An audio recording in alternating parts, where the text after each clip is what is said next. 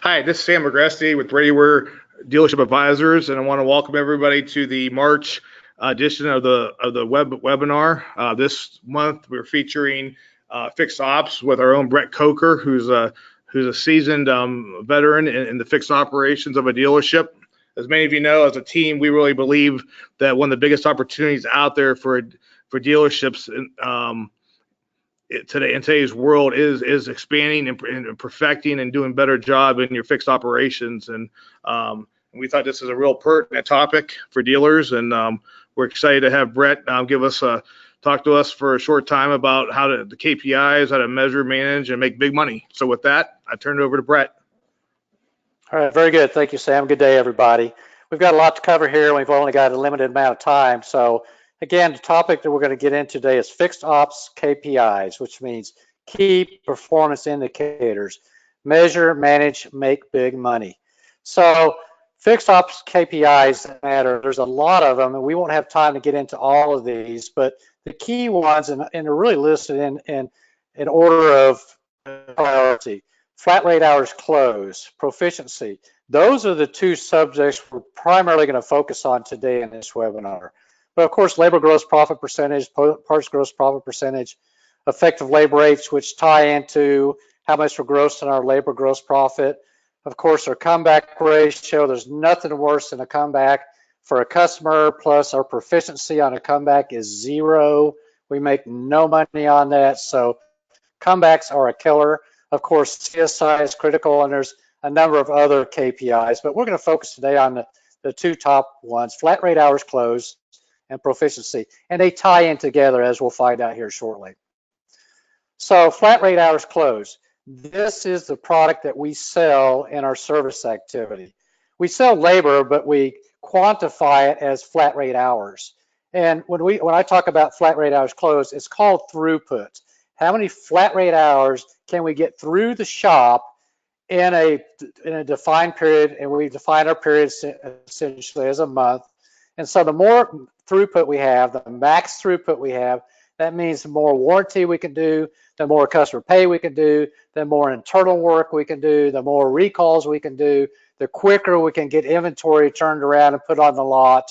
And again, if we don't have enough throughput, then warranty takes a big share because we have to do warranty. Internal takes a huge share because we have to take care of our best customer, which is a new and used car departments. And what's get pushed to the side is customer pay. So we may tell customers, yeah, we can get your water pump taken care of in a week or 2 weeks. Customers aren't going to do that, and that's when they go to our competition, the mass merchandisers and the independents. So we got to find a way to increase our throughput. So when I talk about flat rate hours closed, we can sell the flat rate hours, the service advisors sell them, the technicians can produce them, but if we don't close that RO, it's like it never was occurred. It doesn't hit the books. We don't get credit for it until we close it. So you may have a bunch of open ROs out there that your advisors have squirreled away in their desk or whatever. That's dollars sitting there ready to be cashed. So flat rate hours has to be flat rate hours closed. That's the number we're looking for. All right, let's talk about what the value is of one flat rate hour. Now, whether it's an internal or a warranty or customer pay flat rate hour, that'll vary based on what kind of hour it is. But let's take some assumptions. Let's say you have a $125 effective labor rate. Effective labor rate means what's the average selling price of an hour? It may be, you may have a door rate or stated rate or whatever of $200, but that's not your effective labor rate because we discount hours. Obviously, an oil change hour is going to be a lot less than a diagnostic hour, let's just say. So let's assume we have a 125 effective labor rate. I've seen them as high as 185. I've seen them as low as in the 70s. And let's assume that you grow 70% gross profit on labor. And let's assume that you have 100% parts to labor ratio, which means if you sell $100,000 worth of labor in a month, you may sell 100,000 in parts or 80 or 120,000. Let's assume a 1-to-1 ratio, which is not abnormal. And let's assume you gross 40% on those parts. So what's the value? $125 effective labor rate at 70% gross profit on labor Every hour that we close is worth $87.50 of labor gross. We have $125 in part sales at 40% gross profit. So every hour that we close has $50 in parts gross. So combined, every hour that we close is worth $137.50 in gross profit. So think about that. Every hour is worth $137. So that means every minute that a technician is working or not working, that's worth more than $2 per minute. So if you see a technician, for example, standing at the parts counter for 10 minutes, that just costs you $20 plus in gross profit. Plus it's costing him money too because he's on a flat rate system. So that's how powerful 1 hour is. Now let's talk about how we maximize throughput. We'll get back to gross profit on hours. How do we maximize throughput? Well, there's 4 ways to do it: retention, recruitment, grow your own techs, and proficiency. We only have, again, about 45 minutes, so we're not going to get too much into the top 3. We're going to focus primarily on proficiency on this particular webinar. But just to touch on retention, let's understand what our technicians are worth. They're worth anywhere. A good technician can be worth up to $300,000 and more in parts and labor gross profit, not sales, gross profit on an annual basis. So these guys are worth their weight in gold. So we need to understand how valuable they are. We need to respect these guys. We need to show appreciation for them.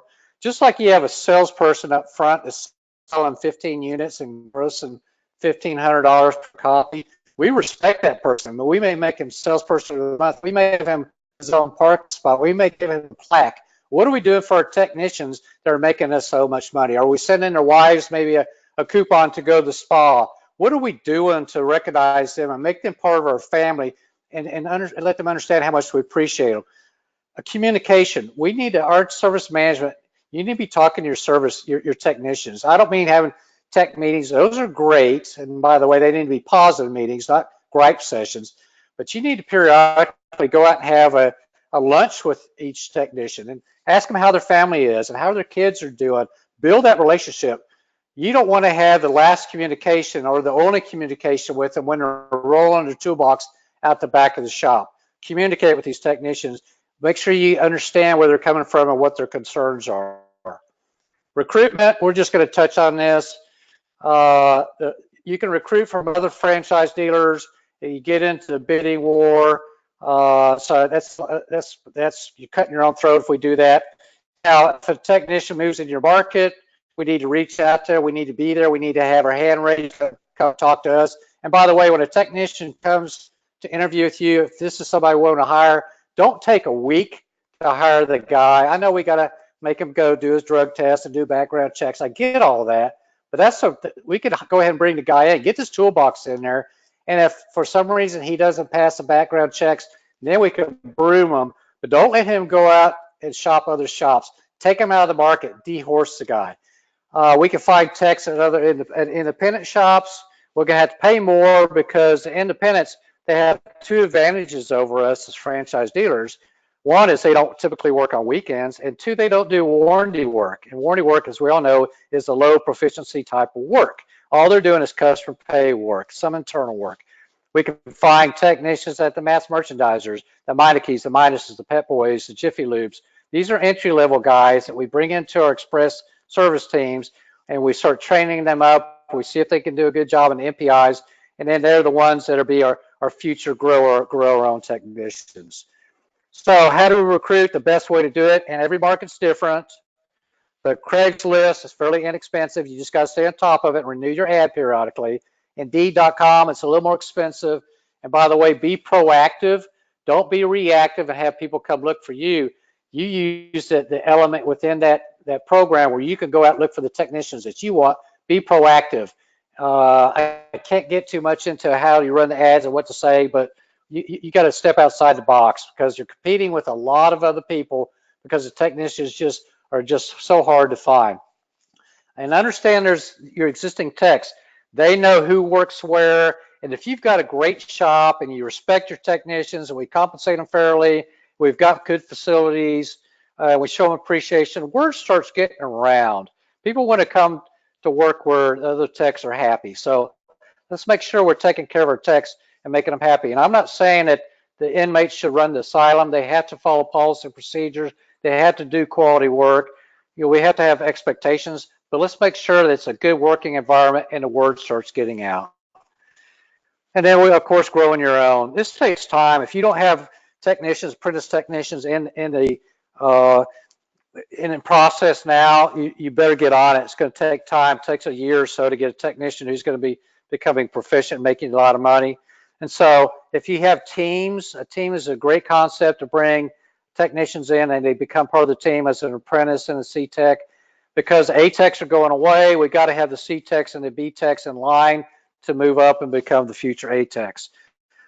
So give them a career path. Again, the entry level is typically express oil change. If they do a good job there, then they've got the possibility to grow into being a C, B, and A-Tech. And mentoring, there's ways to pay to mentor techs if you have an A-Tech with an apprentice. Just make sure you don't overpay the mentor tech and he's just flagging hours like crazy. And that way, your apprentice is your highest cost per labor hour in your shop. Got to be careful about that. So let's talk about proficiency. Let's look at what is the value. If we can increase our shop proficiency from 85% to 95%, what does that mean in the way of dollars? So let's say a typical shop runs about 85% proficiency, and we'll define proficiency here in just a minute.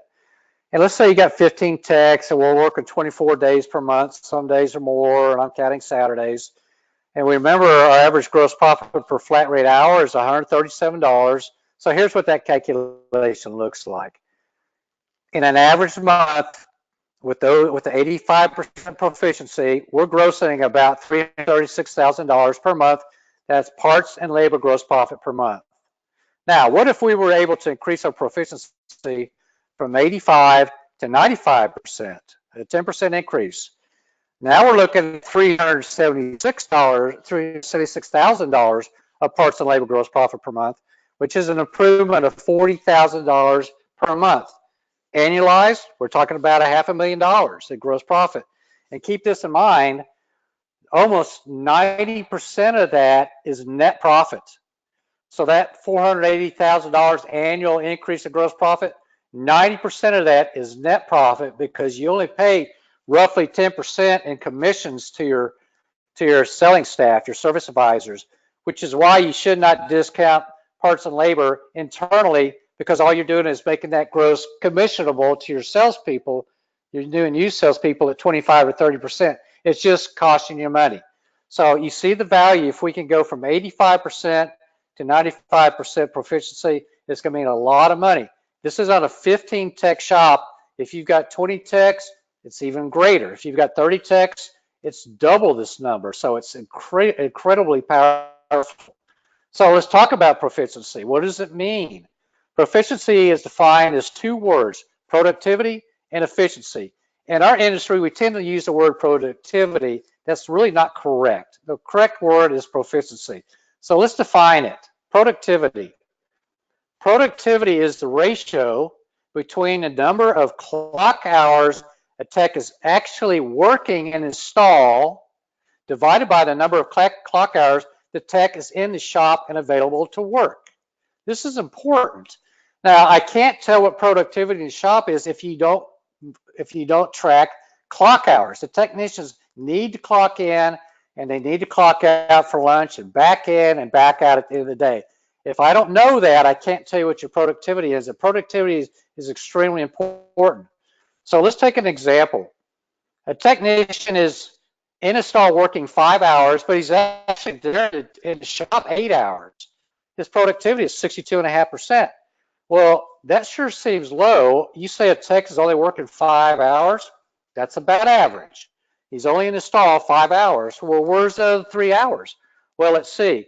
In the morning, he's drinking coffee, waiting for the cars to be dispatched because we hate carryovers, so we clear out the shop at the end of the day, and now we got to get customers in the morning. We got to write them up. We got to dispatch them. We're losing time in the morning, and in the afternoon, we finish up at 4:30 because again, we don't want carryovers. So at 4:30, the techs are standing around and they're going home, or they're waiting. They're trying to find the advisor because they don't understand where the squeak, rattle, or whatever the issue is, because the advisor did a poor job of capturing the customer's concerns, or they're waiting for parts, or they're looking for special tools, or the Snap-on truck comes in, or the roach coach pulls in and everybody clears out to get their snacks and breakfast, or they're in the bathroom, or they're in Facebook, or they're out smoking a cigarette. You see what I'm talking about. And so there's a big, huge opportunity here. We'll talk about that here in just a second. Now, efficiency, the other aspect of proficiency. This is the ratio between the number of flat rate hours that tech flags divided by the number of clock hours that tech is actually working. This is important to know because we can impact this number differently than we can productivity. So let's take an example. Remember that a technician was in a stall working 5 hours, but when he's in there, he's flagging 7 hours. So he's 140% efficient. Now, efficiency depends on a number of things. One is work mix. Of course, if you're working on warranty, you're not going to be nearly as efficient as you are if you're working on customer pay and internal. So let's put these two together and see what proficiency is. So remember, he's flagging 7 hours. He's in the shop available for 8 hours. So overall proficiency for this technician is 88%, about normal. Again, depends on the technician, depends on the work mix, depends on a lot of things. So how can we impact these numbers? And what's the value? So how do we impact productivity? I touched on service advisor write-ups. They have a huge impact on productivity. Because if a technician's got to stop and go find a service advisor, and the service advisor is with the customer, and the technician is standing there, $2 a minute, $2 a minute in gross profit. Or he gets advisor, oh, well, I'm not really sure. Let me track down the customer. And then we're in phone tag. $2 a minute, $2 a minute. How about like the parts department? We got to have a sense of urgency in the parts department. Their job is to provide parts to our technician. That's their job, because 90% depends on how much wholesale or counter retail, and 90% of the parts are for the service department. So we have to have a sense of urgency. The parts department should be paid on proficiency of the shop so that they get parts in the technician's hands. I don't want to see technicians standing at the parts counter 3 or 4 at a time, $2 per minute times 3 or 4 technicians. That's gross profit dollars dying on the vine. You can never recover. And why are we having technicians go to the parts department for the parts? Bring the parts to them. So a proactive parts department. What's the fill rate for a parts department? I mean, if a technician asks for a part, what percent of the time we have it in stock and put it in his hands? 85%? It better be 85 or higher. That's a key performance indicator for the parts department. Technology.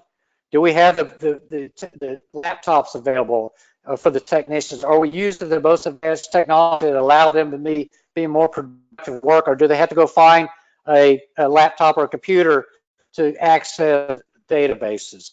Logistics. What are the tools? Are they easy to find? Are they close by? Are they put in? Are they systematically inventoried? What about shop supplies, nuts, bolts, connectors, ties? They have to go to the parts department and wait for a counter person to get them a screw or a nut or a bolt. That makes no sense. Sure, we may have some shrinkage. Sure, they may pick up a handful of nuts and bolts and put them in their toolbox. I'm fine with that, because then they just go to their toolbox and get that nut and bolt or tire connector, whatever, and go back to work. That's what we want. Proficiency is much more powerful and more valuable than a nut or a bolt or screw. And then a shop assistant. What are our technicians who, again, are worth $130 an hour in gross profit? What are they doing that's menial stuff? These guys are brain surgeon. In a hospital, you would not have a brain surgeon prepping the patient or cleaning up after operation or any of these things. Are there tasks that our technicians are doing during the day, whether it's going to find cars, whether it's sweeping their bay? What are they doing that we can get somebody else to do at $10 an hour so that these guys could produce $137 gross profit per hour? All right, now let's talk about efficiency. How can we improve efficiency? Well, training. They've got to have up-to-date training. We've got to continue to invest in our people. The more trained they are, the more efficient they can be. Also, how motivated are they? Do they want to make money? Are pay plans designed to help them to be more proficient?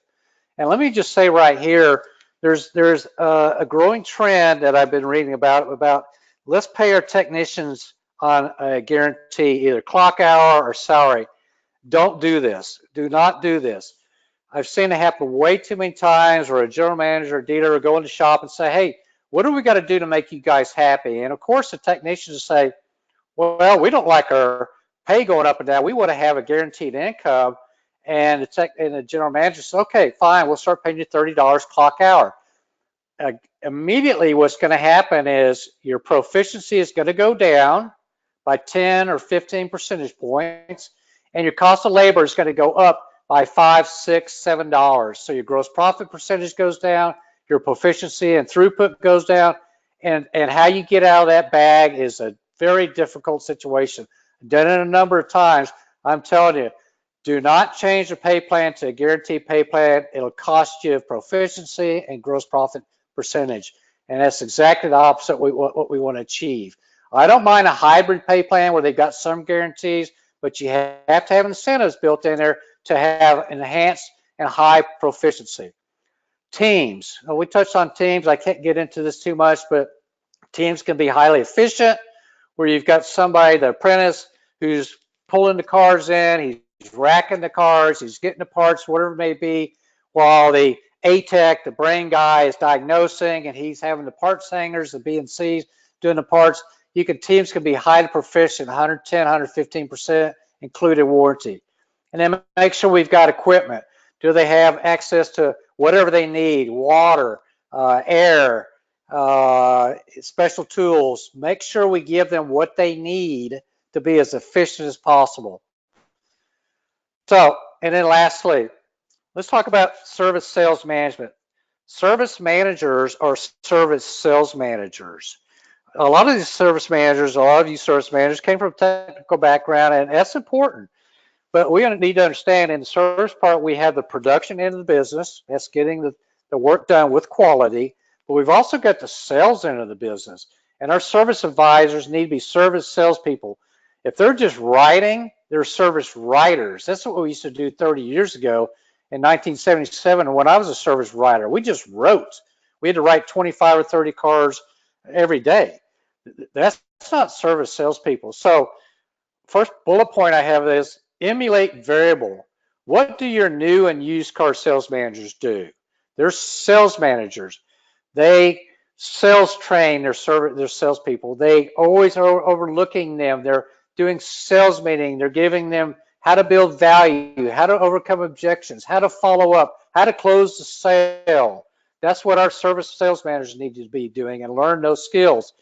When I talk about set, firm, flat rate hour goals, if I went into any dealership and I asked the new car manager, how many units are you going to get out this month? 150. How many you got out now? 106. What's your gross profit per unit? $1,472. They know these numbers. We need to do the same thing. You need to set firm flat rate hour goals for your service salespeople in your shop, and you got to hit those goals. And it all starts with sales. The service advisors have to sell. They've got to sell, of course, only what customers need, but they got to sell based on the MPI, the multi-point inspection. They've got to sell what factory recommendations are. They can't just be service writers and just write orders. And as relates to the multi-point inspection, if a technician is going to do a good quality job on multi-point inspection, take the time, we've got to sell it. Because if not, then the technicians say, well, I'm just wasting my time. I don't get paid on this because they're not selling this, and they're going to start pencil whipping the boxes, and we're going to be giving bad MPIs to our customers, and we'll be putting a bad product out, cars out on the road that haven't been properly serviced or maintained.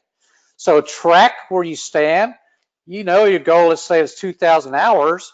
You know you got 24 working days, so you got to have 80 hours per day closed, sold, produced, and closed.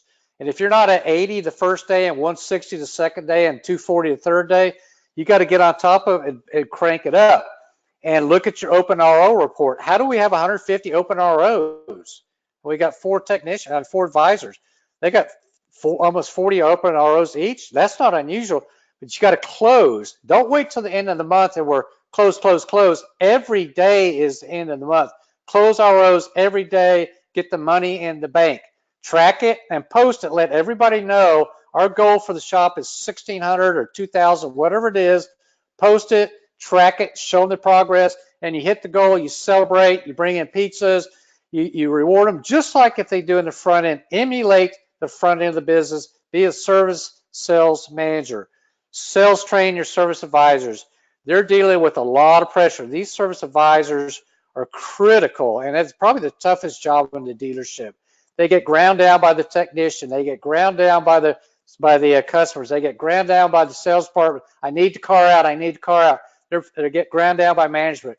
They feel a lot of pressure, and they start losing their honing. They need to be rehoned. They lose their sharpness. Just like we're retraining our salespeople up front all the time with sales meetings, your service salespeople need to be retrained and retrained and retrained, and so they can go back out and be pumped up. And that day, I've got to get 30 hours closed, whatever it may be.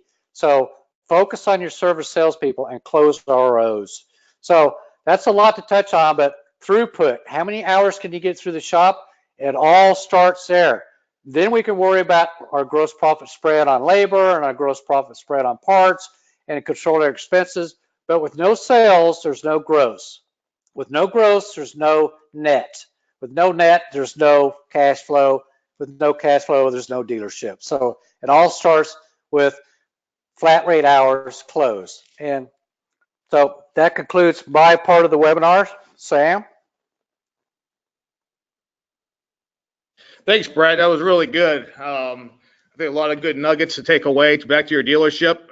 Really good points you hit on. Again, we really feel as a group, fixed operations is probably one of the biggest opportunities dealerships have out there, especially with all the price compression up on the front end of the stores. So there's a lot of good nuggets there. I think we're just about out of time. So if there's questions, Brett's going to have his contact info. And please reach out to them with any questions or follow up. I want to thank everyone for attending and listening. And next month's going to be on the dealership DMS system. And we're going to have Sandy Jerome, who's well known in that area, and going to give us a lot of stuff on considerations and things for the DMS systems out there and how to really maximize the usage of it.